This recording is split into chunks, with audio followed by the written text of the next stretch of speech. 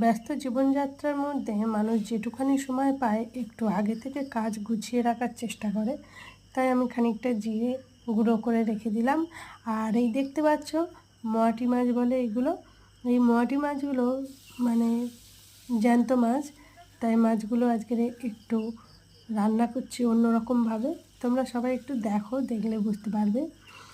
জ্যান্ত মাছ অনেকে না পেঁয়াজ দিয়ে সব মাছ রান্না করে না, তাই আজকে আমিও ভাবলাম দেখি এই মাছগুলো তো সব জ্যান্ত মাছ, তো মাছগুলো একটু পেঁয়াজ ছাড়াই রান্না করি। তাই আমি একটু পাঁচফোড়ন দিলাম, তেজপাতা দিলাম, সঙ্গে কাঁচা লঙ্কাও দিয়েছি।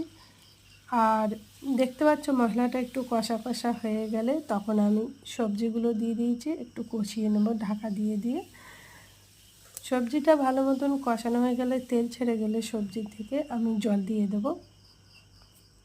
পেঁয়াজ ছাড়া মাছের তরকারি এর আগেও একবার রান্না করেছিলাম, দারুণ লেগেছে খেতে। আর আজকেরও রান্না করছি, দেখা যাক তোমরা কারা কারা এইভাবে জ্যান্ত মাছ পেঁয়াজ ছাড়া রান্না করে খাও, একটু জানাবে। শেষে যে জিরে গুঁড়ো করেছিলাম সেটা দিয়ে নামিয়ে নিলাম। অসাধারণ দেখতে